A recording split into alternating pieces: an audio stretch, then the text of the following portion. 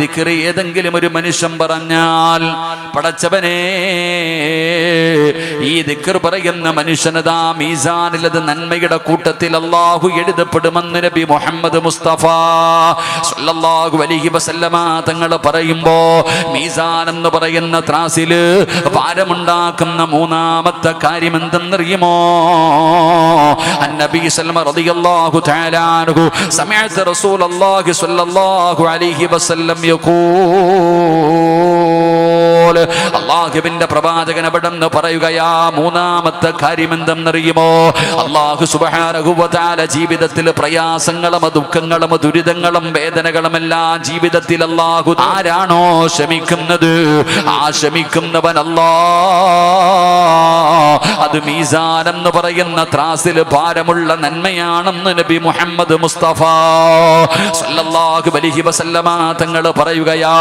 ഈ സദസ്സിലിരിക്കുന്ന എൻ്റെ പ്രിയപ്പെട്ട സഹോദരങ്ങളോട് സഹോദരിമാരോട്, ഒരുപാട് രോഗവുമായിട്ട് ഈ മജ്‌ലിസിലേക്ക് കടന്നു വന്നവരുണ്ടല്ലോ, ശരീരത്തിൽ രോഗം കാരണം വേദന സഹിക്കാൻ കഴിയാത്തവരുണ്ടല്ലോ, മനസമാധാനമില്ലാത്തവരുണ്ടല്ലോ, ഒരുപാട് പ്രയാസങ്ങളും ടെൻഷനുമായി നടക്കുന്നവരുണ്ടല്ലോ.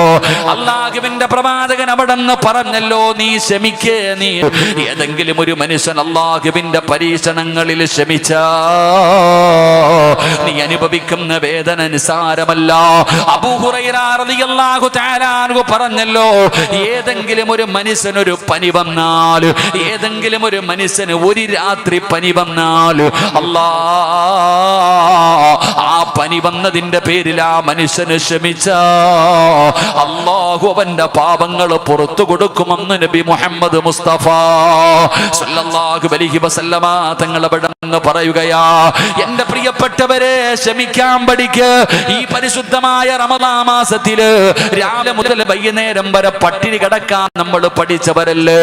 എടാ, കഴിക്കാൻ ഭക്ഷണം കഴിക്കാൻ ആഗ്രഹമുണ്ട്, ശരീരം തളരുന്നുണ്ട്, തൊണ്ട വറ്റുകയാണ്, ഒരു കവള വെള്ളം കുടിക്കാൻ കൊതിക്കുകയാണ്. പടച്ചവനെ, എന്നാലും ഞാനും നിങ്ങളും ഭക്ഷണം കഴിക്കാറില്ല, വെള്ളം കുടിക്കാറില്ല. പടച്ചവനെ, നമ്മൾ ക്ഷമിക്കുകയാണ്. എന്റെ പ്രിയപ്പെട്ടവരെ, ഇത് നോമ്പിൽ നിന്ന് നമ്മൾ പഠിച്ചെടുക്കേണ്ട ഒരു നന്മയാണ്.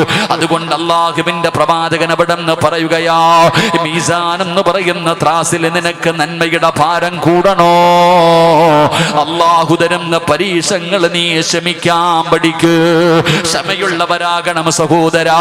അത് രോഗമാണെങ്കിലും പ്രയാസമാണെങ്കിലും എത്ര വലിയ വേദനയാണെങ്കിലും, മഹാനായ ആദരമായ പ്രവാചകൻ നബി മുഹമ്മദ് മുസ്തഫ സല്ലല്ലാഹു അലൈഹി വസല്ലമ തങ്ങളുടെ മുന്നിലേക്ക് ഒരു പെണ്ണ് കടന്നു വരികയാ. അല്ലാഹുവിന്റെ പ്രവാചകന്റെ മുന്നിലേക്ക് ഒരു പെണ്ണ് കടന്നു വരികയാണ്. യാ റസൂലല്ലാഹ്, അല്ലാഹുവിന്റെ നബിയേ, എനിക്ക് വേണ്ടി ദുആ ചെയ്യണം നബിയേ. എന്റെ രോഗം മാറുന്നതിന് വേണ്ടി ദുആ ചെയ്യണം നബിയേ. എനിക്ക് അപസ്മാരത്തിന്റെ രോഗമാണ് നബിയേ. എപ്പോഴെവിടെ വെച്ചാണ് വരുന്നതെന്നറിയില്ല നബിയേ. വന്നു കഴിഞ്ഞാൽ ഇങ്ങനെ പിടഞ്ഞു വീഴുകയാണ്, വായിലൂടെ പതയും നൊരയും ഇങ്ങനെ ഒലിക്കുകയാണ്, വല്ലാത്ത വേദനയാണ് നബിയേ. എനിക്ക് വേണ്ടി ദുആ ചെയ്യണേ എന്ന് അല്ലാഹുവിന്റെ പ്രവാചകന്റെ മുന്നിൽ ഒരു സ്വാലിഹത്തായ പെണ്ണ് വന്ന് കരഞ്ഞുകൊണ്ട് പറയുമ്പോ, അല്ലാഹുവിന്റെ പ്രവാചകൻ അവിടെന്ന് പറഞ്ഞ മറുപടി എന്തെന്നറിയോ? ഞാൻ നിനക്ക് വേണ്ടി ദുആ ചെയ്യാം, ദുആ ചെയ്താ നിന്റെ രോഗം മാറും. അല്ല, നീ ക്ഷമിക്കാൻ തയ്യാറായാ അല്ലാഹു അതിന് പകരം നിനക്ക് സ്വർഗം തരുമെന്ന് പ്രവാചകൻ അവിടെന്ന് പറഞ്ഞു കൊടുക്കുമ്പോ, ആ അപസ്മാര രോഗം പിടിച്ച പെണ്ണ് പറഞ്ഞ മറുപടി എന്തെന്നറിയുമോ? യാ റസൂലല്ലാഹ്, ഈ വേദന സഹിച്ചാൽ അല്ലാഹു എനിക്ക് സ്വർഗം തരുമോ നബിയേ? അല്ലാഹുവിന്റെ പ്രവാചകൻ അവിടെന്ന് പറഞ്ഞു കൊടുത്തു, അല്ലാഹു നിനക്ക് സ്വർഗം തരും, അല്ലാഹു നിനക്ക് സ്വർഗം തരും. എന്റെ പ്രിയപ്പെട്ടവരെ, ആ സമയത്ത് ആ മഹദി പറഞ്ഞു, മുത്തി നബിയേ, എനിക്ക് വേണ്ടി ദുആ ചെയ്യണ്ട, എനിക്ക് സ്വർഗം മതി നബിയേ. ഈ വേദന ഞാൻ സഹിക്കാൻ തയ്യാറാണ്, എനിക്ക് സ്വർഗം മതി എന്ന് പറഞ്ഞുകൊണ്ട് അവിടെ നിന്ന് തിരിഞ്ഞ് നടന്നു പോയെന്ന് ചരിത്രം പറയുമ്പോ, ഈ ഈ സദസ്സിലിരിക്കുന്നവരോട് പറയുകയാ, അല്ലാഹു നിങ്ങൾക്ക് പ്രയാസം തരുമല്ലോ, അല്ലാഹു നിനക്ക് വേദന തരുമല്ലോ, അല്ലാഹു നിനക്ക് പട്ടിണി തരുമല്ലോ, അല്ലാഹു ചിലപ്പം മരണങ്ങൾ നമ്മുടെ വീട്ടിലേക്ക് കൊണ്ടുവരുമല്ലോ. പടച്ചവനെ അല്ലാ, കഴിഞ്ഞ മാസം അവസാനം പടച്ചവനെ മഞ്ചേശ്വരത്തുള്ള 1.5 വയസ്സുള്ള ഒരു പൊന്നുമോര്, 1.5 വയസ്സേ ഉള്ളൂ, അവന് പടച്ചവനെ 1 മാസക്കാലമായിട്ട് പനി മാറുന്നില്ല. അവസാനം ടെസ്റ്റ് ചെയ്തപ്പോ പടച്ചവനെ കിഡ്നിയിൽ ക്യാൻസറാ. അല്ലാ, അവസാനം ദിവസങ്ങൾ കഴിഞ്ഞതിന്റെ റിസൾട്ട് കിട്ടുമ്പോ ഞാൻ ആ സമയത്തുണ്ട്. പടച്ചവനെ ഡോക്ടർ പറഞ്ഞു ക്യാൻസർ രോഗമാണ്. കുഞ്ഞിന്റെ മൂത്രസഞ്ചിയിലേക്ക് പോയി എത്തിക്കഴിഞ്ഞു, ബാക്ക് സൈഡിലേക്ക് പോയി കഴിഞ്ഞു. ഇനി ചികിത്സ നടത്തിയിട്ട് കാര്യമില്ല. എന്റെ കൂടെ വന്നവർ പറഞ്ഞു, ഉസ്താദേ നിങ്ങൾ പറയണം ആ കുഞ്ഞിന്റെ വാപ്പയോട്, അല്ലാഹുവേ അവസാനം ആ ചെറുപ്പക്കാരനെ വിളിച്ചിരുത്തിയിട്ടവിടെന്ന് പറഞ്ഞു മനസ്സിലാക്കി കൊടുത്തു. 2 ദിവസം മുമ്പാണ് ആ 1.5 വയസ്സുകാരൻ മരണപ്പെട്ടു പോയത്. അല്ലാഹു സ്വർഗം കൊടുത്ത് അനുഗ്രഹിക്കുമാറാകട്ടെ. എന്റെ പ്രിയ കടന്നു വരുമ്പോ ഏതെങ്കിലും ഒരു മനുഷ്യന് ക്ഷമിക്കാൻ തയ്യാറായ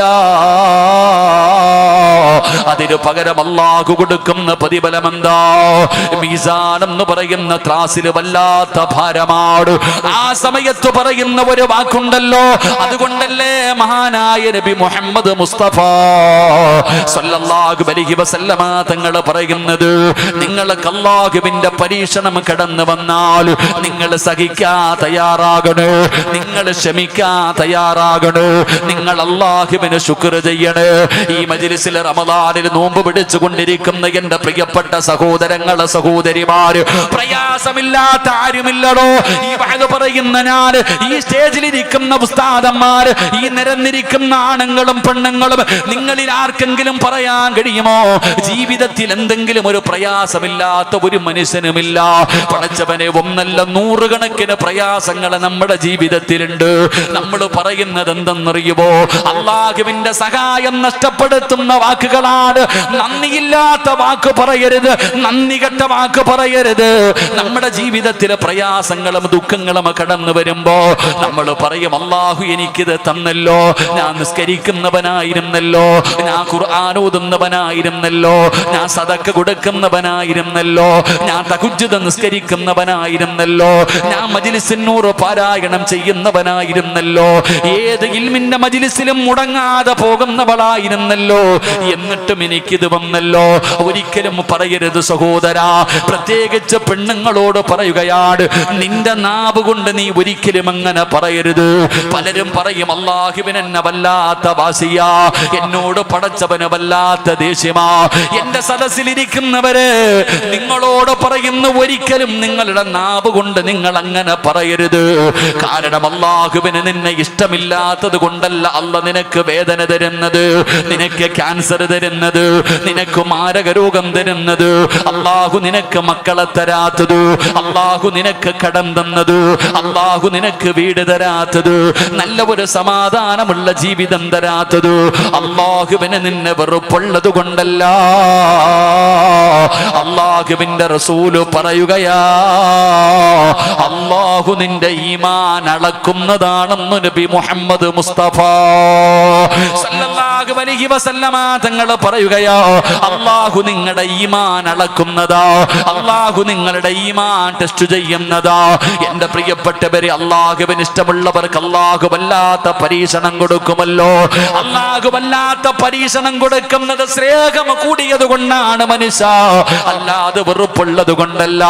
കാരണം അല്ലാഹുവിന്റെ പ്രവാചകം പറഞ്ഞല്ലോ, ഇന്ന അശദ്ദന്നാസി ബലാഗാ അൽ അംബിയാ. അല്ലാഹു ലോകത്ത് ഏറ്റവും കൂടുതൽ പരീക്ഷിച്ചത് കള്ളുകുടിയന്മാരെ ആയിരുന്നില്ല, കഞ്ചാവടിച്ച് നടക്കുന്നവരെ ആയിരുന്നില്ല, അതാ കാഫിറിനെ ആയിരുന്നില്ല. അല്ലാഹു ഈ പ്രപഞ്ചത്തിൽ ഏറ്റവും കൂടുതൽ പരീക്ഷണം കൊടുത്തത് ആർക്കെന്നറിയോ?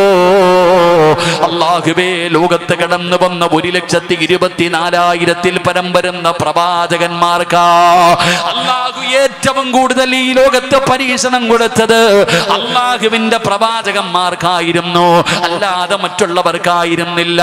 ഈ 1,24,000 പരം വരുന്ന പ്രവാചകന്മാർ, ഈ അംബിയാ മുർസലീൻ മുർസലീങ്ങളും. ഇവരിൽ അല്ലാഹു ഏറ്റവും കൂടുതൽ പരീക്ഷിച്ചത് ആരെയെന്നറിയുമോ? ആദം നബിയെയും നൂഹ് നബിയെയും ഇബ്രാഹിം നബിയെയും മൂസാ നബിയെയും ദാവൂദ് നബിയെയും യാക്കൂബ് നബിയെയും യൂനുസ് നബിയെയും യൂസുഫ് നബിയെയും അയ്യൂബ് നബിയെയും ഹാറൂൻ നബിയെയും യഹ്യാ നബിയെയും ഈസാ നബിയെ വരെയുള്ള പ്രവാചകന്മാരെയല്ലോ അല്ലാഹു ലോകത്ത് ഏറ്റവും കൂടുതൽ പരീക്ഷിച്ചത് ആദരവായ പ്രവാചകൻ നബി മുഹമ്മദ് മുസ്തഫ സല്ലല്ലാഹു അലൈഹി വസല്ലമ തങ്ങളെയാ ഇഷ്ടമില്ലാത്തത് കൊണ്ടാണോ?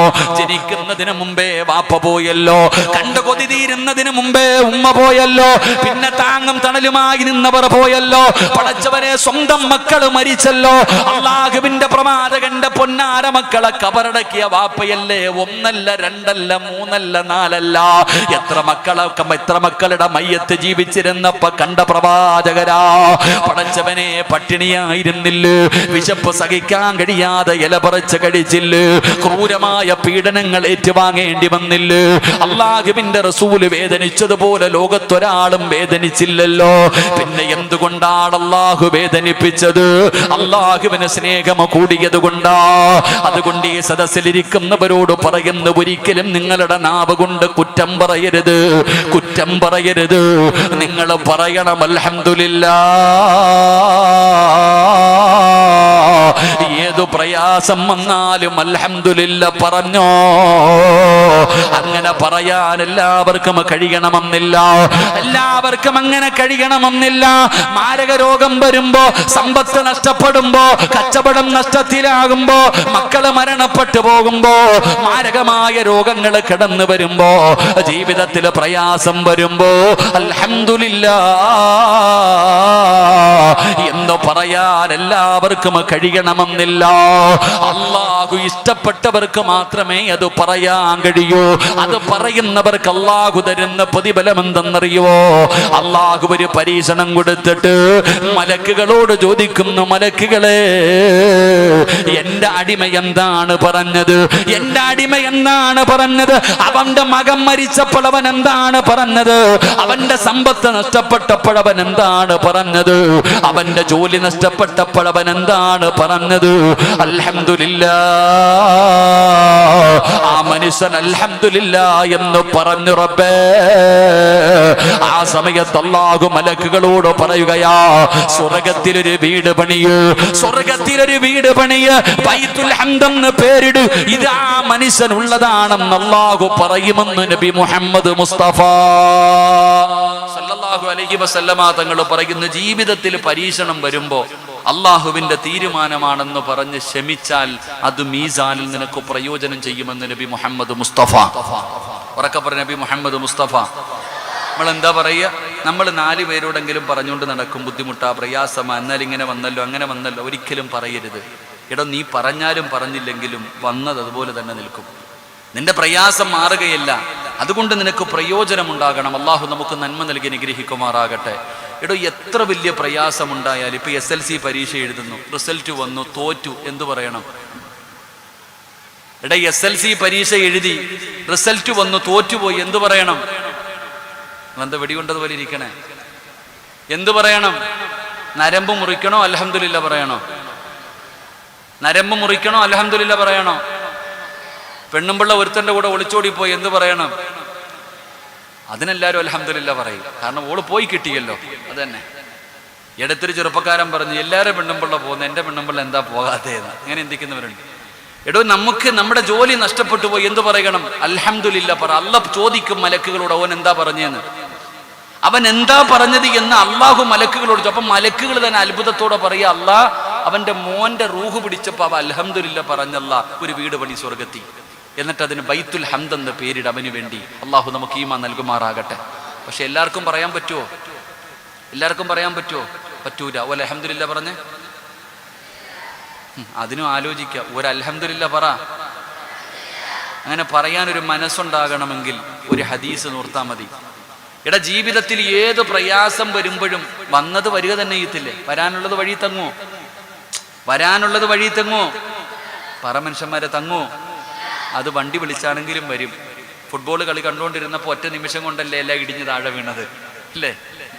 ഇവിടെ വരാനുള്ളത് വഴി തങ്ങത്തിൽ, അത് വരിക തന്നെ ചെയ്യും. നീ എന്ത് ചെയ്താലും വരാനുള്ളത് വരും. അപ്പൊ എന്ത് ചെയ്യാ? ഒരൽഹംദുലില്ല പറയണം. അൽഹംദുലില്ല പറയാനുള്ള ഈമാൻ ഉണ്ടാകണമെങ്കിൽ ഈ ഒരൊറ്റ ഹദീസ് ഓർത്തു വെച്ചാൽ മതി.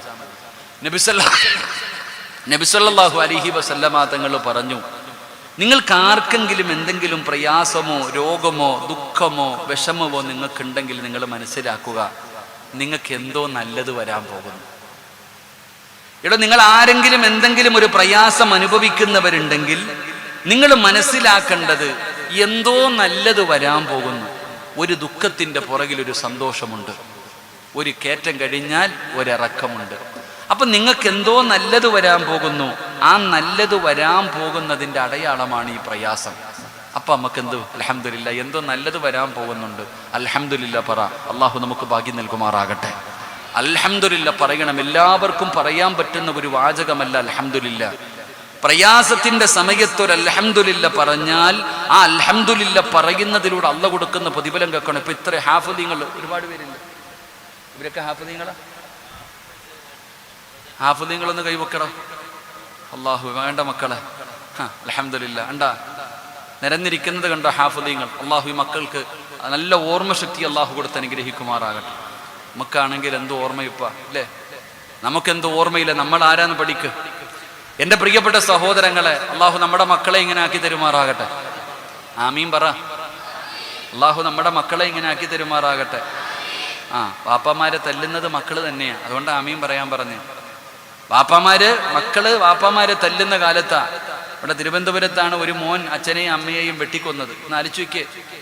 അമ്മ ഇങ്ങനെ വെട്ടുക. അമ്മ 10-30ഓളം വെട്ടു. ഇപ്പം വെട്ടു കൂടുതലാ. അമ്മ ഇങ്ങനെ വെട്ടിക്കൊല്ലുമ്പോൾ അച്ഛൻ അടുത്ത റൂമിൽ കിടന്ന് വിളിക്കുക. ഉടനെ പോയി അച്ഛനെയും വെട്ടി. രണ്ടുപേരെയും വെട്ടി ഞുറുക്കിയിട്ട് കീടനാശിനി എടുത്തിട്ട് രണ്ടുപേരുടെയും മുറിവിലൊഴിച്ചു. രണ്ടുപേരും ഇങ്ങനെ ഇഞ്ചിഞ്ചായി മരിക്കുമ്പോൾ ഓനിരുന്ന് ആപ്പിള് തിന്നുക. ആലോചിക്ക്. ഇവിടെ അടുത്തെങ്ങാണ്ടല്ലേ ഇപ്പൊ ഈ 2 ദിവസം മുമ്പ് ഒരു കുഞ്ഞിനെ കഴുത്തി കത്തി വെച്ചോണ്ട്, സ്വന്തം കുഞ്ഞിന്റെ കഴുത്തിൽ കത്തി വെച്ചുകൊണ്ട് കയറി നിന്ന്. ആലോചിക്ക്. അള്ളാഹു നമ്മുടെ മക്കളെയൊക്കെ നന്നാക്കി തരുമാറാകട്ടെ. ആമീൻ പറ. നമ്മുടെ പരിശുദ്ധമായ കഅബയുടെ കില്ല പിടിച്ചിട്ട് ഇപ്പൊ ഉംറയ്ക്ക് പോകുമ്പോൾ ഒരു വാപ്പ ഇങ്ങനെ പടച്ചോനെ എൻ്റെ അടുത്ത് ഉംറ കഴിഞ്ഞിട്ട് മഖാമ് ഇബ്രാഹിമിന്റെ മുന്നിൽ വന്ന് നിസ്കരിക്കുമ്പോൾ ഒരു വാപ്പ സുജൂദിൽ കിടന്നിട്ട് ഇങ്ങനെ കരയുക. എൻ്റെ അടുത്ത് നിന്ന് നിസ്കരിച്ച വാപ്പ സുജൂദി കിടന്നിട്ട് ഇങ്ങനെ കരഞ്ഞു ദുആ ചെയ്യുക. ഞാൻ നോക്കി എന്താ ആ മനുഷ്യൻ പറയണെന്തോ, അല്ലാ എൻ്റെ മോൻ്റെ കള്ളുകൂടി മാറ്റണേ അല്ല. ഒരു വാപ്പ മക്കത്ത് പോയിട്ട് മഖാമ് ഇബ്രാഹിമിന്റെ മുന്നിൽ കിടന്നിട്ട് ആ പിതാവ് സുജൂദിൽ കിടന്നിട്ട് നിലവിളിച്ചുകൊണ്ട് കരയുക. ഞാനിങ്ങനെ നോക്കി എന്തേ ദുആ ചെയ്യണേ? സ്വർഗം കിട്ടണമെന്നല്ല, എൻ്റെ മോൻ്റെ കള്ളുകൂടി മാറ്റണേ അല്ല. എന്ത് കരഞ്ഞുകൊണ്ട് ദുആ ചെയ്യണേ? ഞാൻ ഇങ്ങനെ നോക്കി ആ മനുഷ്യൻ ആ നട്ടുച്ച വെയിലത്ത് സുജൂദി കിടക്കുക. എന്തൊരു വെയിലെന്നറിയോ? ആ വെയിലത്ത് ആ ഉപ്പ സുജൂദിൽ കിടന്നിട്ട് തൻ്റെ മകൻ്റെ കള്ളുകൂടി മാറാൻ വേണ്ടി ദുആ ചെയ്യുക. ഇന്നത്തെ മക്കളുടെ അവസ്ഥ, ഇന്ന് കള്ളൊന്നുമില്ല, കഞ്ചാവ് അടിക്കണ മക്കളുടെ കാലമാണ്. മൊത്തം കഞ്ചാവ് അടിക്കണത്, കള്ളൊക്കെ നിന്ന്. അള്ളാഹു നമ്മുടെ മക്കളെയൊക്കെ കാത്തിരക്ഷിക്കുമാറാകട്ടെ. എൻ്റെ പ്രിയപ്പെട്ടവരെ, നിങ്ങൾക്ക് ഞാനൊരു അൽഹംദുലില്ലയുടെ പ്രതിഫലം പറയാം. അള്ളാഹു പറയാൻ ഭാഗ്യം നൽകുമാറാകട്ടെ. മഹദിയായ ഉമ്മു സുലൈം റളിയല്ലാഹു തആല അൻഹ, ഉമ്മു സുലൈം റളിയല്ലാഹു തആല അൻഹ, അബൂ തൽഹ റളിയല്ലാഹു തആല അൻഹ, രണ്ടുപേർക്കും അള്ളാഹു ഒരു മകനെ കൊടുത്തു. മകനോട് വല്ലാത്ത സ്നേഹമാ. അബൂ തൽഹ റളിയല്ലാഹു തആല അൻഹുവിന് തൻ്റെ മകനെ വല്ലാത്ത സ്നേഹമാ. എവിടെ പോയാലും വാപ്പയും മകനും നടക്കും. അങ്ങനെ മഹാനവറുകൾ ഒരു യാത്രയ്ക്ക് പോകുമ്പോൾ തൻ്റെ പ്രിയപ്പെട്ട ഭാര്യയുടെ കയ്യിൽ മകനെ പിടിച്ചേൽപ്പിച്ചിട്ട് പറഞ്ഞ്, എൻ്റെ മോനെ നോക്കിക്കൊള്ളണം, എൻ്റെ പൊന്നുമോനെ നോക്കിക്കൊള്ളണമെന്ന് പറഞ്ഞ് തൻ്റെ ഭാര്യയുടെ കയ്യിൽ മകനെ പിടിച്ചേൽപ്പിച്ചിട്ട് മഹാനായ സ്വഹാബി അവിടെ നിന്ന് യാത്ര പോയി. ദിവസങ്ങൾ കഴിഞ്ഞു. തൻ്റെ കുഞ്ഞിനൊരു പനി വന്നു. എന്തു മരുന്ന് കഴിച്ചിട്ടും പനി മാറുന്നില്ല. പനി ഇങ്ങനെ കൂടിക്കൊണ്ടിരിക്കുക. എന്തു മരുന്ന് കഴിച്ചിട്ടും പനി മാറുന്നില്ല. പനി ഇങ്ങനെ കൂടിക്കൊണ്ടിരിക്കുകയാ. എൻ്റെ പ്രിയപ്പെട്ട സഹോദരങ്ങൾ, അവസാനം പനി കൂടി തൻ്റെ പ്രിയപ്പെട്ട പൊന്നുമകനങ്ങ് മരണപ്പെട്ടു പോയി. ഭർത്താവ് നാട്ടിലില്ല, വിളിച്ചറിയിക്കാനുള്ള വഴികളൊന്നുമില്ല. ഉമ്മ സുലൈം എന്ന് പെണ്ണ് നോക്കുമ്പോൾ തൻ്റെ പ്രിയപ്പെട്ട മകനെ പെടുന്ന് മരണപ്പെട്ടു പോയി. എന്തും അറിയില്ല, എന്ത് ചെയ്യണമെന്നറിയില്ല, വല്ലാത്ത വേദന. അവസാനം നബി സല്ലല്ലാഹു അലൈഹി വസല്ലമ തങ്ങളുടെ മരിച്ചുപോയി. നബിയെ, ഇന്നാ ലില്ലാഹി വ ഇന്നാ ഇലൈഹി റാജിഊൻ. മുത്തുനബി അവിടെ നിന്ന് പറഞ്ഞു, ഉമ്മ സുലൈം അൽഹംദുലില്ലാ പറ. ആദ്യം പറഞ്ഞു ഇന്നാ ലില്ലാഹി പറയാൻ, അവിടെ നിന്ന് ഇന്നാ ലില്ലാഹി പറഞ്ഞു. എന്നിട്ട് പറഞ്ഞു അൽഹംദുലില്ലാ പറ. നീ ക്ഷമിക്ക്, അള്ളാഹുവിന്റെ പരീക്ഷണമാ, നീ ക്ഷമിക്ക്, അള്ളാഹു നിനക്ക് പ്രതിഫലം തരും, നീ ക്ഷമിക്ക്. പ്രവാചകൻ അവിടെ നിന്ന് സമാധാനിപ്പിച്ചു. അവസാനം തൻ്റെ പ്രിയപ്പെട്ട പൊന്നുമകൻ അവസാനം കുളിപ്പിച്ചു, ഖബറടക്കാൻ കൊടുത്തുവിട്ടു. മയ്യത്തൊക്കെ ഖബറടക്കി. ദിവസങ്ങൾ കഴിഞ്ഞു. ഒരു ദിവസം ഉമ്മു സുലൈം റളിയല്ലാഹു തആല അൻഹു വീടിനകത്ത് രാത്രിയിൽ കിടന്നു. ഉറക്കം വരുന്നില്ല. കാരണം നാളെ ഭർത്താവ് യാത്ര കഴിഞ്ഞ് വീട്ടിലേക്ക് വരികയാ. മകൻ മരിച്ചത് അറിഞ്ഞിട്ടില്ല. തൻ്റെ പൊന്നുമകൻ മരിച്ചത് അറിഞ്ഞിട്ടില്ല. നാളെ ഭർത്താവ് വീട്ടിലേക്ക് കടന്നു വരും. എന്തു പറയും എൻ്റെ ഭർത്താവിനോട്? മകനെവിടെ എന്ന് ചോദിക്കുമ്പോ ഞാൻ എന്തു പറഞ്ഞു കൊടുക്കും തമ്പുരാനെ? വാപ്പ മകനെ വല്ലാത്ത ഇഷ്ടമാണ്. രാവിലെ തന്റെ പ്രിയപ്പെട്ട ഭർത്താവ് വീട്ടിലേക്ക് കടന്നു വരുമല്ലോ. എന്ത് ചെയ്യണമെന്നറിയാതെ മഹദീരെന്ന് കരയുകയാ. അവസാനമല്ലാ ഉമ്മു സുലൈം റളിയല്ലാഹു തആല അൻഹ വടന്ന് കുളിച്ചൊരുങ്ങുകയാണ്. തന്റെ പ്രിയപ്പെട്ട ഭർത്താവ് യാത്ര കഴിഞ്ഞ് വീട്ടിലേക്ക് മടങ്ങി വരുമ്പോ മകൻ മരിച്ച വേദന മുഴുവനും മനസ്സിന്റെ ഉള്ളിൽ കടിച്ചമർത്തിയിട്ട് വീടിന്റെ കവാടത്തിൽ നിൽക്കുകയാണ്. ചിരിക്കുന്ന മുഖത്തോട് യാത്ര കഴിഞ്ഞു വരുന്ന പ്രിയപ്പെട്ട ഭർത്താവിനെ സ്വീകരിക്കുകയാ. അവിടുന്ന് സലാം പറയുകയാ. അവിടുന്ന് സലാം അടക്കുകയാ. അവിടുന്ന് വീടിനകത്തേക്ക് ക്ഷണിക്കുകയാണ്. തന്റെ പ്രിയപ്പെട്ട ഭർത്താവ് വീടിനകത്ത് കടന്നു വന്നപ്പോ അവിടുന്ന് ത്വൽഹ റളിയല്ലാഹു തആല അൻഹു ചോദിക്കുന്ന ഉമ്മു സുലൈം, എന്റെ പൊന്നുമോനെവിടെ ഉമ്മു സുലൈം? അല്ലാഹുവേ, തന്റെ പൊന്നാര മകനെ ചോദിക്കുമ്പോ അവിടുന്ന് പറഞ്ഞു കൊടുത്ത മറുപടി എന്തെന്നറിയുമോ? സമാധാനത്തോടുകൂടി പറഞ്ഞു കൊടുത്തവനൊരു സ്ഥലം വരെ പോയിരിക്കുകയാ. തന്റെ പ്രിയപ്പെട്ട ഭർത്താവ് വീടിനകത്ത് കടന്നു വന്നു. കഴിക്കാൻ ഭക്ഷണം കൊടുത്തു. ഉമ്മു സുലൈം റളിയല്ലാഹു തആല ചിന്തിച്ചു, ഭർത്താവ് പോയിട്ട് കുറച്ച് ദിവസങ്ങളായല്ലോ. എന്റെ ഭർത്താവിന് വികാരമുണ്ടാകുമല്ലോ. അത് സാധിപ്പിച്ചു കൊടുക്കൽ എന്റെ ബാധ്യതയാണല്ലോ. തന്റെ വേദനകൾ മുഴുവനും മനസ്സിന്റെ ഉള്ളിൽ കടിച്ചമർത്തിയിട്ട് തന്റെ പ്രിയപ്പെട്ട ഭർത്താവിനെ മണിയറയ്ക്കകത്തേക്ക് വിളിച്ചു കയറ്റി. അതാ 2 കൊല്ലം കഴിഞ്ഞ് ഗൾഫിൽ നിന്ന് തിരിച്ചു വരുന്ന ഭർത്താവിന് പടച്ചവനെ വാങ്ങിച്ചു കൊണ്ടുവരാൻ പറഞ്ഞ സാധനം കൊണ്ടുവരാതെ വരുമ്പോ ആ 2 കൊല്ലം കഴിഞ്ഞ് വീട്ടിലേക്ക് കയറി വരുന്ന പ്രിയപ്പെട്ട ഭർത്താവിനെ കണ്ണുനീര് കുടിപ്പിക്കുന്ന പെങ്ങള്, കിടപ്പറയില് പിണങ്ങിക്കിടക്കുന്ന പെങ്ങള്, ആ പാവപ്പെട്ടവന്റെ മനസ്സ് വേദനിപ്പിക്കുന്ന ഭാര്യമാരെ, നിനക്ക് പഠിക്കാനുള്ള ചരിത്രമാണ് ഈ പൊന്നുമോള്. തന്റെ പ്രിയപ്പെട്ട ഭർത്താവ് വീടിനകത്തേക്ക് കടന്നു വരുമ്പോ തന്റെ മകൻ മരിച്ച വേദന മുഴുവനും മനസ്സിന്റെ ഉള്ളിൽ കടിച്ചമർത്തിയിട്ട് തന്റെ പ്രിയപ്പെട്ട ഭർത്താവിനെ കിടപ്പറയിലേക്ക് വിളിച്ചു കയറ്റി. 2 പേരും ശാരീരികമായി ബന്ധപ്പെടുകയാണ്. എല്ലാം കഴിഞ്ഞപ്പോ അബൂ തൽഹ റളിയല്ലാഹു തആല അൻഹുവിന്റെ നെഞ്ചത്തിങ്ങനെ തല വെച്ച് കിടക്കുകയാ ഉമ്മു സുലൈം. ഉമ്മു സുലൈം റളിയല്ലാഹു തആല അവിടുന്ന് ചോദിക്കുന്നു, തൽഹ, ഞാനൊരു സംശയം ചോദിക്കട്ടെ തൽഹ? ഞാനൊരു സംശയം ചോദിക്കട്ടെ തൽഹ? എന്തേ ഉമ്മു സുലൈം? ഒരു മനുഷ്യൻ അമാനത്തായി ഒരു സാധനം നമ്മുടെ കയ്യിൽ ഏൽപ്പിച്ചു. ഒരാള് അമാനത്തായിട്ടൊരു കാര്യം നമ്മുടെ കയ്യിൽ ഏൽപ്പിച്ചു. അത് തിരിച്ചു ചോദിക്കുമ്പോ കൊടുക്കണോ തൽഹ? ഉമ്മു സുലൈം റളിയല്ലാഹു തആല അവിടുന്ന് ചോദിക്കുമ്പോ അബൂ തൽഹ ചോദിക്കുന്നു, ഏ മണ്ടിപ്പെണ്ണ്, ഉമ്മു സുലൈമേ, നിനക്കറിയില്ലേ അമാനത്തായ സന്ന സാധനം തിരിച്ചു കൊടുക്കൽ നമ്മുടെ ബാധ്യതയാണല്ലോ. അത് കൊടുക്കണമല്ലോ. അത് നിർബന്ധമായിട്ട് കൊടുക്കണമല്ലോ. ഉമ്മു സുലൈമിനോട് പറയുമ്പോ അതുവരെ ക്ഷമിച്ചിരുന്ന ഉമ്മു സുലൈം കരയുകയാ. ഉമ്മു സുലൈം റളിയല്ലാഹു തആല കരയുകയാണ്. എന്തിനാ കരയുന്നത് ഉമ്മു സുലൈമേ? നീ എന്തിനാ കരയുന്നത്? അബൂ തൽഹ റളിയല്ലാഹു തആല ചോദിക്കുമ്പോ അവിടുന്ന് പറഞ്ഞ മറുപടി എന്തെന്നറിയോ? അല്ലാഹു അമാനത്തായി നൽകിയ നമ്മുടെ പൊന്നുമോ, അതിനെ അല്ലാഹു തിരിച്ചെടുത്തു തൽഹ. നമ്മുടെ പൊന്നുമകൻ മരിച്ചുപോയി തൽഹ. അബൂ തൽഹ റളിയല്ലാഹു തആല അൻഹുവിനെ താങ്ങാൻ കഴിയുന്നില്ല. നിലവിളിക്കുകയാണ്, പടച്ചവരെ പിടഞ്ഞു താഴെ വീണു. അബൂ തൽഹ റളിയല്ലാഹു തആല അൻഹുവിന് സഹിക്കാൻ കഴിയുന്നില്ല. ഏത് പിതാവിനാണ് താങ്ങാൻ പറ്റുക? തന്റെ പൊന്നാര മക്കള് മരണപ്പെട്ടു പോയാ അതിന്റെ വേദന അനുഭവിച്ചവർക്കല്ലേ അറിയൂ, അതിന്റെ പ്രയാസം ആ മാതാപിതാക്കൾക്കല്ലേ അറിയൂ. അബൂ തൽഹ റളിയല്ലാഹു തആല അൻഹു കരയുകയാ. ഏറ്റവും കൂടുതൽ വേദന എന്തെന്നറിയോ? നീ എന്നോട് പറഞ്ഞില്ലല്ലോ, വീടിനകത്ത് കയറി വന്നപ്പോ നീ എന്നോട് പറഞ്ഞില്ലല്ലോ, എനിക്ക് ഭക്ഷണം തന്നില്ല, എന്നെ കിടപ്പറയിലേക്ക് വിളിച്ചു കയറ്റിയില്ല. അബൂ തൽഹ റളിയല്ലാഹു തആല അൻഹു വല്ലാത്ത വിഷമമായി ഇലാ ഹദ്റത്തി റസൂലില്ലാഹ്, അല്ലാഹുവിന്റെ പ്രവാചകന്റെ മുന്നിലേക്ക് ഓടുകയാ. യാ റസൂലല്ലാഹ്, അല്ലാഹുവിന്റെ നബിയേ, ഉമ്മു സുലൈമിനെ എനിക്ക് വേണ്ട നബിയേ, ഉമ്മു സുലൈമിനെ എനിക്ക് വേണ്ട നബിയേ, ഇനി അവളുടെ കൂടെ എനിക്ക് ജീവിക്കാൻ കഴിയില്ല നബിയേ.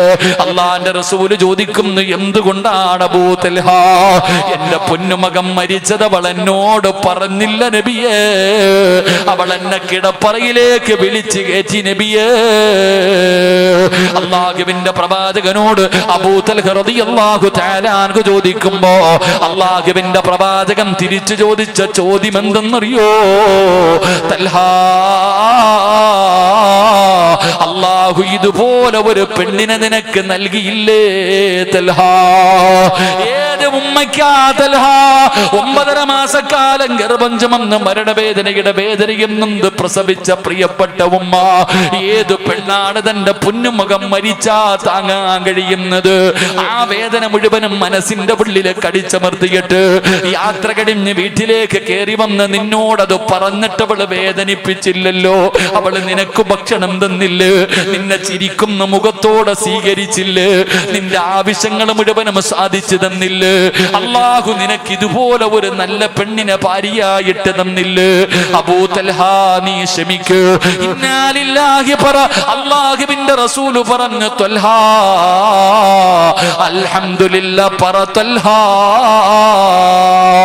അല്ലാഹുവിന്റെ പ്രവാചകൻ അവിടെ അൽഹംദുലില്ലാ പറയാൻ പറയുകയാ. തന്റെ മകൻ മരിച്ചപ്പോ ഉമ്മു സുലൈം റളിയല്ലാഹു തആല അൻഹ അവിടെ അൽഹംദുലില്ലാ പറഞ്ഞല്ലോ. അല്ലാഹു കൊടുത്ത പ്രതിഫലം കേൾക്കണോ? അല്ലാഹു കൊടുത്ത പ്രതിഫലം കേൾക്കണോ? പ്രവാചകൻ അവിടെ പറഞ്ഞു, ഇന്നലെ നിങ്ങൾ ശാരീരികമായി ബന്ധപ്പെട്ടല്ലോ, ഇന്നലെ രണ്ടുപേരും ശാരീരികമായി ബന്ധപ്പെട്ടല്ലോ. ഈ ബന്ധപ്പെട്ടതിൽ അല്ലാഹു നിനക്കൊരു ആൺകുഞ്ഞിനെ തരും തൽഹ.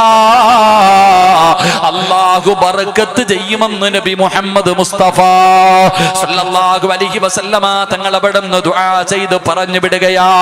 എന്റെ പ്രിയപ്പെട്ടവരെ, ദിവസങ്ങൾ കഴിഞ്ഞു, മാസങ്ങൾ കഴിഞ്ഞു. Ummu Sulaim പ്രസവിക്കുകയാണ്. ഉമ്മു സുലൈം റളിയല്ലാഹു തആല അൻഹ പ്രസവിക്കുകയാ.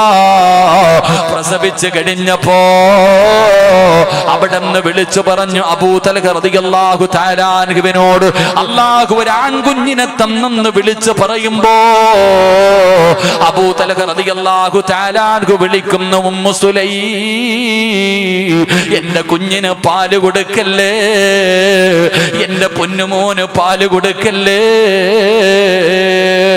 അതാ ഓടിച്ചെന്ന് പ്രസവിച്ച് കിടക്കുന്ന ചോരക്കുഞ്ഞ്, അല്ലാഹുവേ, ആ കുഞ്ഞിനെ എടുത്തുകൊണ്ട് ഇലാ ഹദ്റത്തി റസൂലില്ലാഹ്, അല്ലാഹുവിന്റെ പ്രവാചകന്റെ മുന്നിലേക്ക് ഓടുകയാണ്. ചോരക്കുഞ്ഞുമായി മുത്തുനബിയുടെ ചാരത്ത് ചെന്നിട്ട് പറഞ്ഞു, യാ റസൂലല്ലാഹ്, അല്ലാഹു എനിക്ക് സന്തോഷം തന്നു നബിയേ. ഒരു മോൻ പോയപ്പോ അല്ലാഹു രണ്ടാമതൊന്നിനെ തന്നു നബിയേ. അല്ലാഹുവിന്റെ പ്രവാചകൻ മടിയിൽ വെച്ചു, ബാങ്ക് കൊടുത്തു, ഇഖാമത്ത് കൊടുത്തു. അല്ലാഹുവേ, പ്രവാചകൻ തന്നെ വായിക്കത്ത് അതാ കാരക്ക വെച്ച് ചവച്ചരച്ചിട്ട് അല്ലാഹുവിന്റെ പ്രവാചകൻ തന്റെ സറഫാക്കപ്പെട്ട കൈകൊണ്ട് മധുരം കൊടുക്കുകയാ. അല്ലാഹുവേ, മുത്തുനബി തന്നെ പേരിട്ട് അബ്ദുല്ലാ. ലോകത്താർക്ക് ആർക്കാടോ ഇതുപോലെ ഭാഗ്യം കിട്ടിയിട്ടുള്ളത്? വേറെ ആർക്കായി ഭാഗ്യം കിട്ടിയത്? അള്ളാന്റെ റസൂല് തന്നെ ബാങ്ക് വിളിച്ചു, ചെവിയിൽ കാമത്ത് കൊടുത്തു, അവിടെ അബ്ദുള്ള എന്ന് പേരിട്ടു. അള്ളാഹുവിന്റെ പ്രവാചകൻ തന്നെ മധുരം കൊടുത്തു. എന്റെ പ്രിയപ്പെട്ടവരെ, ഒരു അൽഹംദുലില്ലയ്ക്ക് പടച്ച റബ്ബ് കൊടുത്ത പ്രതിഫലമാ. ഈ അബ്ദുള്ള എന്ന് പറയുന്ന പൊന്നുമകൻ അവിടെ നിന്ന് വളരുകയാണ്. പടച്ചവനെ പരിശുദ്ധമായ ഖുർആൻ മുഴുവനും കാണാതെ പഠിച്ച് ഹാഫിളാവുകയാ. അള്ളാന്റെ ഖുർആൻ മുഴുവനും കാണാതെ പഠിച്ചല്ലോ. അള്ളാന്റെ പരിശുദ്ധമായ ഖുർആൻ മുഴുവനും കാണാതെ പഠിച്ചു, ഹാഫിളായി. അവിടുന്ന് ചെറുപ്പക്കാരനായി, അവിടുന്ന് വിവാഹം കഴിച്ചു. ആ വിവാഹത്തിലൂടെ അള്ളാഹു 11 മക്കളെ കൊടുത്തു. അവരുടെ കുടുംബ ജീവിതത്തില് അള്ളാഹു സുബ്ഹാനഹു വ തആല 11 മക്കളെ കൊടുത്തു. ആ 11 മക്കളും ഹാഫിളീങ്ങളായെന്ന് ചരിത്രം പറയുമ്പോ, ആ കുടുംബം മുഴുവനും ഹാഫിളീങ്ങളായെന്ന് ചരിത്രം പറയുമ്പോ, ഇല്ലാ യലമൽ ജസാ മഅ യലമൽ ബലാ. ഒരു ദുഃഖത്തിന്റെ പുറകിലൊരു സന്തോഷമുണ്ടെന്നോ, ഒരു ദുഃഖത്തിന്റെ പുറകിലൊരു സന്തോഷമുണ്ടെന്നോ. അതുകൊണ്ട് എന്റെ പ്രിയപ്പെട്ടവരോട് പറയുകയോ, അള്ളാഹുവിന്റെ ഭാഗത്ത് നിന്ന് പരീക്ഷണം വന്നാൽ ക്ഷമിക്കാ തയ്യാറാകണേ, ശുക്ർ ചെയ്യാ തയ്യാറാകണേ, അൽഹംദുലില്ലാ പറയാ തയ്യാറാകണേ. പടച്ചവനെ, ദുനിയാവിലെ വേദനയാകാ, പ്രയാസമാകാ, കണ്ണുനീരാകാ, നഷ്ടമാകാ, എന്തുമായാലും ആഖിറം നഷ്ടപ്പെടൂല. നാളെ പടച്ചറപ്പിന്റെ പരലോകത്ത് ഒരു മനുഷ്യരും തിരിഞ്ഞു നോക്കാറില്ലാത്ത അള്ളാന്റെ കോടതി ഉണ്ടല്ലോ. ആ പടച്ചറപ്പിന്റെ പരലോകത്ത് ഞാനും നിങ്ങളും നിൽക്കുമ്പോ, നന്മതിന്മകൾ എഴുതിയ നന്മതിന്മകൾ എടുത്ത് വെച്ച് തൂക്കുന്ന ത്രാസുണ്ടല്ലോ, അതില് നന്മയുടെ ഭാരം കൂടണോ? ഈ ദുനിയാവിൽ വെച്ച് നിനക്ക് പ്രയാസമുണ്ടായ സമയത്ത്, പരീക്ഷണമുണ്ടായ സമയത്ത്, അള്ളാഹുവിന്റെ തീരുമാനമുണ്ടായ സമയത്ത് ക്ഷമിക്കാ തയ്യാറായ, അതിനു പകരം അള്ളാഹു മീസാൻ നിറച്ചു തരുമെന്ന് ആദരവായ പ്രവാചകൻ നബി മുഹമ്മദ് മുസ്തഫ സല്ലല്ലാഹു അലൈഹി വസല്ലമ തങ്ങൾ അവിടെന്ന് പറയുമ്പോ, എന്റെ പ്രിയപ്പെട്ടവരോട് പറയുകയാണ്, മീസാൻ എന്ന് പറയുന്ന ത്രാസ് നിറയ്ക്കാൻ കഴിയുന്ന ഒന്നാമത്തെ കാര്യം എന്താ? ലാ ഇലാഹ ഇല്ലല്ലാഹ്, ഷഹാദത്ത് കലിമയാ. രണ്ടാമത്തെ കാര്യമെന്താ? സുബ്ഹാനല്ലാഹി വബിഹംദിഹി സുബ്ഹാനല്ലാഹില്ലദീ വബിഹംദിഹി അസ്തഗ്ഫിറുല്ലാഹ്. എന്റെ പ്രിയപ്പെട്ടവരെ, സുബ്ഹാനല്ലാഹി വബിഹംദിഹി സുബ്ഹാനല്ലാഹില്ലദീ, ഇത് മീസാനിനെ നിറയ്ക്കുമെന്ന് നബി മുഹമ്മദ് മുസ്തഫ സല്ലല്ലാഹു അലൈഹി വസല്ലമ തങ്ങൾ പറയുന്നു. എന്നിട്ട് പ്രവാചകൻ പറഞ്ഞു 5 കലിമത്തുകൾ: സുബ്ഹാനല്ലാഹ്, അൽഹംദുലില്ലാഹ്, അല്ലാഹു ലാ ഇലാഹ ഇല്ലല്ലാഹ്, അല്ലാഹു അക്ബർ. ഇത് മീസാനിനെ നിറയ്ക്കുമെന്ന് നബി മുഹമ്മദ് മുസ്തഫ സല്ലല്ലാഹു അലൈഹി വസല്ലമ തങ്ങൾ പറയുമ്പോ, നാലാമത്തെ കാര്യം എന്താ? അള്ളാഹുവിന്റെ ഭാഗത്ത് നിന്ന് തീരുമാനമുണ്ടാകുമ്പോ, പടച്ചറപ്പിന്റെ ഭാഗത്ത് നിന്ന് പരീക്ഷണമുണ്ടാകുമ്പോ, അള്ളാഹുവേ, ആ പരീക്ഷണത്തിൽ ക്ഷമിച്ചാൽ, ആ പരീക്ഷണം ക്ഷമിക്കാൻ തയ്യാറായ, ആ പരീക്ഷണത്തിന്റെ സമയത്ത് അള്ളാഹുവിന് ശുക്ർ ചെയ്താ, അത് മീസാനിൽ അല്ലാഹു നിനക്ക് തിരിച്ചു തരുമെന്ന് ആദരവായ പ്രവാചകൻ നബി മുഹമ്മദ് മുസ്തഫ സല്ലല്ലാഹു അലൈഹി വസല്ലമ തങ്ങൾ പറയുമ്പോ, എന്റെ പ്രിയപ്പെട്ടവരെ, 1 മണിയാകാൻ പോവുകയാണ്. അതുകൊണ്ട് എന്റെ പ്രിയപ്പെട്ടവരെ, 5ാമത്തെ ഒരു കാര്യം കൂടെ പറഞ്ഞുകൊണ്ട് നമുക്ക് ദുആ ചെയ്യാം. എന്റെ പ്രിയപ്പെട്ടവരെ, 5ാമത്തെ കാര്യം എന്തെന്നറിയോ? എന്റെ പ്രിയപ്പെട്ടവരെ, പരിശുദ്ധമായ റമളാൻ മാസമോ, ഒരുപാട് നന്മകൾ ചെയ്യേണ്ട മാസമോ. അള്ളാഹു എല്ലാ വഴികളും തുറന്നു തന്നിരിക്കുകയാണ്. ഒരു സുന്നത്തിനൊരു ഫർദിന്റെ കൂലിയാണ്, ഒരു ഫർദിന് 70 ഫർദിന്റെ കൂലിയാണ്. പടച്ചവരെ, ഒരുപാട് നന്മകൾ വാരിക്കൂട്ടുവാൻ അള്ളാഹു നമുക്ക് നൽകിയിരിക്കുന്ന സമയമാ. ഒരു നിമിഷം പോലും പാഴാക്കല്ലേ. റഹ്മത്ത് കഴിഞ്ഞല്ലോ, മഗ്ഫിറത്ത് വിട പറയാ പോകുകയാണ്. പടച്ചവനെ, ബദർ ദിനമൊക്കെ കടന്നു വരികയാ. ഇനി നരകമോചനത്തിന്റെ നാളുകൾ കടന്നു വരികയാ. ഓരോ ദിവസവും ലക്ഷക്കണക്കിന് പേര് പടച്ചറപ്പിന്റെ നരകത്തിൽ നിന്ന് രക്ഷപ്പെട്ടുകൊണ്ടിരിക്കുകയാ. അതുകൊണ്ട് എന്റെ പ്രിയപ്പെട്ടവരോട് ഓർമ്മപ്പെടുത്തുകയാ, നാളെ മീസാൻ എന്ന് പറയുന്ന ത്രാസില് ഭാരമുള്ളതാ. ഭാരം കൂടുന്ന അഞ്ചാമത്തെ നന്മ എന്തെന്നറിയോ സഹോദരാ? ജീവിതത്തിലെ രഹസ്യമായ എന്തെങ്കിലും നന്മ ചെയ്തു വെക്കൂ.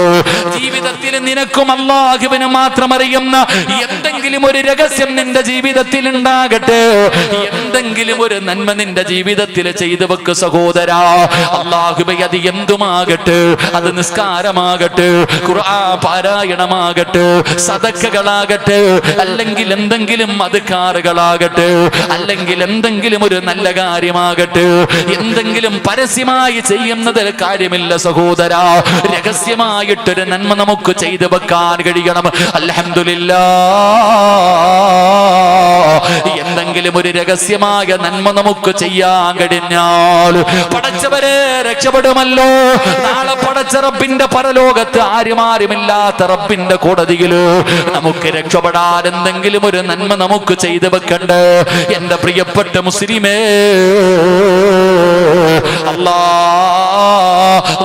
നിസ്കരിക്കുന്നവരുണ്ടല്ലോ, അതാ തസ്തഹജ്ജുദ് നിസ്കരിക്കുന്നവരുണ്ടല്ലോ, തസ്ബീഹ് നിസ്കരിക്കുന്നവരുണ്ടല്ലോ. പടച്ചവരെ, എന്തെങ്കിലും ഒരു നന്മ നിങ്ങളുടെ ജീവിതത്തിൽ ആരും അറിയാതെ നിങ്ങൾ കാത്തുവെക്കൂ. ആ രഹസ്യമായിട്ടുള്ള നന്മ നാളെ മീസാനിൽ നിനക്ക് പ്രയോജനം ചെയ്യുമെന്ന് നബി മുഹമ്മദ് മുസ്തഫ സല്ലല്ലാഹു അലൈഹി വസല്ലമ തങ്ങൾ പഠിപ്പിക്കുമ്പോ ആരും അറിയാത്ത ഒരു രഹസ്യമായ നന്മ ഞാൻ നിങ്ങൾക്ക് പറഞ്ഞു തരാം. ആരും അറിയാത്ത രഹസ്യമായി ചെയ്യാൻ കഴിയുന്ന ഒരു നന്മ ഞാൻ പറഞ്ഞു തരാം. എന്റെ പ്രിയപ്പെട്ടവരെ, നമ്മളെല്ലാവരും സുബഹിക്ക് മുമ്പ് എഴുന്നേക്കുന്നവരാണ്. പരിശുദ്ധമായ റമളാൻ മാസത്തിലെ ഭക്ഷണം കഴിക്കാൻ വെളുപ്പാങ്കാലത്ത് എഴുന്നേക്കുന്നവരാ. 3 മണിക്ക് 3:30 4 മണിക്ക് എഴുന്നേക്കുന്നവരാണല്ലോ. ആ എഴുന്നേക്കുന്ന സമയത്ത് പൊതുവെടുത്തിട്ട് 2 റക്അത്ത് നമസ്കരിക്കാൻ കഴിയുമോ? എന്തായാലും എഴുന്നേക്കുകയല്ലോ, എന്തായാലും എഴുന്നേക്കുകയല്ലോ. ഒരു 2 റക്അത്ത് എന്റെ പ്രിയപ്പെട്ട പെങ്ങള്, രാവിലെ ഭക്ഷണം കഴിക്കാനും ഭക്ഷണം വെക്കാനും എഴുന്നേക്കുന്നവളാണല്ലോ. നിനക്കൊരു 2 റക്അത്ത് നിസ്കരിക്കാൻ കഴിയുമോ പെങ്ങള്? അത് എല്ലാവർക്കും കഴിയുന്ന കാര്യമല്ല. എടാ, പകല് പള്ളിയിൽ പോയി നിസ്കരിക്കാൻ ആരെക്കൊണ്ടും പറ്റുമല്ലോ. പാതിരാത്രി 1 മണിക്ക് 2 മണിക്ക് 3 മണിക്ക് എഴുന്നേറ്റ് ആരും കാണാതെ നിന്റെ വീടിന്റെ ഉള്ളറയിൽ നിനക്കൊരു 2 റക്അത്ത് നമസ്കരിക്കാൻ കഴിയണമെങ്കിൽ നീ വിചാരിച്ചാ നടക്കൂല, നീ വിചാരിച്ചാ നടക്കൂല. അതാർക്കാ കഴിയുന്നതെന്നറിയോ? അതാർക്കാ കഴിയുന്നതെന്നറിയോ? അല്ലാഹുവിന്റെ പ്രവാചകൻ പറഞ്ഞു, സ്വഹാബാ, ഈ പ്രപഞ്ചം മുഴുവൻ വടക്കി ഭരിക്കുന്ന രാജാതിരാജനായ മലിക്കുൽ ജബ്ബാറായ സർവാധിനാഥനായ സർവാധിപരനായ റബ്ബുൽ ഇസ്സത്തായ പടച്ച റബ്ബുണ്ടല്ലോ, ഈ ലോകത്തിന്റെ അധിപനായ അല്ലാഹ് ഏതെങ്കിലും ഒരു മനുഷ്യനെ ഇഷ്ടപ്പെടുന്നുണ്ടോ? ആരെയെങ്കിലും അല്ലാഹു ഇഷ്ടപ്പെട്ടാൽ, അല്ലാഹു ആരെയെങ്കിലും ഇഷ്ടപ്പെട്ടാൽ അവനൊരടയാളമുണ്ട്, അവനൊരടയാളമുണ്ട്. അല്ലാഹു ഇഷ്ടപ്പെട്ടവർക്കൊരടയാളമുണ്ട്, അല്ലാഹു ഇഷ്ടപ്പെട്ടവർക്കൊരടയാളമുണ്ട്. ആ അടയാളം എന്തെന്നറിയോ? അവര് പാതിരാത്രിയിൽ എഴുന്നേറ്റ് നിസ്കരിക്കുമെന്ന് നബി മുഹമ്മദ് മുസ്തഫ സല്ലല്ലാഹു അലൈഹി വസല്ലമ തങ്ങൾ പറയുകയാണ്. ഈ സദസ്സിലിരിക്കുന്ന ആരെങ്കിലും എല്ലാ ദിവസവും തഹജ്ജുദ് നിസ്കരിക്കുന്ന ഏതെങ്കിലും ഒരു ഉപ്പയുണ്ടെങ്കിൽ, ഏതെങ്കിലും ഒരു ചെറുപ്പക്കാരനുണ്ടെങ്കിൽ, എന്റെ പ്രിയപ്പെട്ട ഉമ്മ പെങ്ങളെ, തഹജ്ജുദ് നിസ്കരിക്കുന്ന ഒരു സ്വഭാവം നിനക്കുണ്ടോ? നിന്റെ മാതാപിതാക്കൾ നിന്നെ സ്നേഹിച്ചില്ലെങ്കിലും, നിന്റെ മക്കളെ സ്നേഹിച്ചില്ലെങ്കിലും, നിന്റെ ഭർത്താവിന് നിന്നെ ഇഷ്ടമല്ലെങ്കിലും, ഈ ലോകത്തിന്റെ അധിപനായ അല്ലാഹുവിന് നിന്നെ വല്ലാത്ത ഇഷ്ടമാ ഉമ്മാ. അല്ലാഹു ഇഷ്ടപ്പെട്ടവർക്കാണ് തഹജ്ജുദ് നിസ്കരിക്കാൻ കഴിയുക. പാതിരാത്രി തന്റെ ചാരത്ത് കിടക്കുന്ന പ്രിയപ്പെട്ട ഭാര്യ മാറ്റിക്കിടത്തിയിട്ട് തതജാഫാ ജുനൂബുഹും അനിൽ മളാജി, ആ പാതിരാത്രി എഴുന്നേറ്റ് നിസ്കരിക്കുന്ന ഒരു സ്വഭാവമുണ്ടോ? അല്ലാഹുവേ, നിന്നെ പടച്ച റബ്ബ് ഇഷ്ടപ്പെടുന്നുണ്ട്. അല്ലാഹു ഇഷ്ടപ്പെടുന്നവർക്കുണ്ടാകുന്ന ഒന്നാമത്തെ അടയാളമാ. രണ്ടാമത്തെ പ്രതിഫലം എന്തെന്നറിയോ? ഈ ഒരു നന്മ നിങ്ങൾ ചെയ്യാ തയ്യാറായാൽ നാളെ ഖബറിനകത്ത് നിന്ന് എഴുന്നേറ്റ് നാളെ പടച്ചറപ്പിന്റെ പരലോകത്തേക്ക് ജനങ്ങൾ മുഴുവനും കടന്നു വരുന്ന ദിവസമുണ്ടല്ലോ. അല്ലാ, എല്ലാവരും തലതാഴ്ത്തി വെച്ചിരിക്കുകയാ. എല്ലാവരും തലതാഴ്ത്തി പിടിച്ചുകൊണ്ട് നടക്കുന്ന പടച്ചറപ്പിന്റെ പരലോകമുണ്ടല്ലോ. ഉടുതുണിയില്ലാതെ എല്ലാവരും നഫ്സി നഫ്സി എന്ന് പറഞ്ഞുകൊണ്ട് യാ വൈലതാ യാ ഖസ്റതാ എന്ന് പറഞ്ഞുകൊണ്ട് പടച്ചവനെ എല്ലാവരും ഭയന്ന് വിറച്ചുകൊണ്ട് നടക്കുന്ന പരലോകമുണ്ടല്ലോ. നാളെ പടച്ചറബിന്റെ പരലോകത്തെല്ലാവരും പേടിച്ച് വിറച്ചുകൊണ്ട് നിൽക്കുന്ന ദിവസമുണ്ടല്ലോ. അല്ലാഹുവിന്റെ റസൂല് പറയുകയാണ്, രണ്ടുപേരുടെ തല ഇങ്ങനെ ഉയർന്നു നിൽക്കുകയാ. രണ്ടുപേരുടെ തല അവിടെ നിന്ന് ഉയർന്നു നിൽക്കുകയാ. ആ രണ്ടുപേരിൽ ഒരാൾ ആരെന്നറിയോ? നാളെ പടച്ചറബിന്റെ പരലോകത്ത് തല ഉയർത്തി നിൽക്കുന്ന രണ്ട് വിഭാഗത്തിൽ ഒരു വിഭാഗം ആരെന്നറിയോ? പാതിരാത്രി എഴുന്നേറ്റ് നിസ്കരിച്ച മുസ്ലിമേ, നിന്റെ തലനാളെ പരലോകത്ത് ഉയർന്നു നിൽക്കുമെന്ന് നബി മുഹമ്മദ് മുസ്തഫ സല്ലല്ലാഹു അലൈഹി വസല്ലമ തങ്ങൾ പറയുമ്പോ മൂന്നാമത്തെ പ്രതിഫലം എന്താ? വയദ്ഖുലൂനൽ ജന്ന ബിഗൈരി ഹിസാബ്. നാളെ വിചാരണയില്ലാതെ സ്വർഗത്തിലേക്ക് കടന്നു പോകുന്ന വിഭാഗത്തില് തഹജ്ജുദ് നിസ്കരിക്കുന്നവരുണ്ട് എന്ന് നബി മുഹമ്മദ് മുസ്തഫ സല്ലല്ലാഹു അലൈഹി വസല്ലമ തങ്ങൾ അവിടെ നിന്ന് പഠിപ്പിക്കുമ്പോ, എന്റെ പ്രിയപ്പെട്ടവര്, നാളെ മീസാൻ എന്ന് പറയുന്ന ത്രാസില് നന്മയുടെ ഭാരം കൂട്ടാൻ നിനക്ക് ആഗ്രഹമുണ്ടെങ്കിൽ അൽഹംദുലില്ലാഹ്, ഒരുപാട് നന്മകൾ ചെയ്യാൻ കഴിയുന്ന മാസത്തിലാണ് ഞാനും നിങ്ങളുമുള്ളത്. നന്മകൾ അധികരിപ്പിച്ചോ, നന്മകൾ അധികരിപ്പിച്ചോ. രഹസ്യമായിട്ടുള്ള നന്മകൾ നിന്റെ ജീവിതത്തിൽ ചെയ്തു വെച്ചോ. നിനക്ക് രക്ഷപ്പെടാൻ കഴിയുമെന്ന് ആദരവായ പ്രവാചകൻ നബി മുഹമ്മദ് മുസ്തഫ സല്ലല്ലാഹു അലൈഹി വസല്ലമ തങ്ങൾ പറയുന്നു, നന്മകൾ അധികരിപ്പിക്ക്, നാളെ മീസാൻ നിറയ്ക്കാൻ കഴിയും. അല്ലാഹു ഭാഗ്യം നൽകി അനുഗ്രഹിക്കുമാറാകട്ടെ.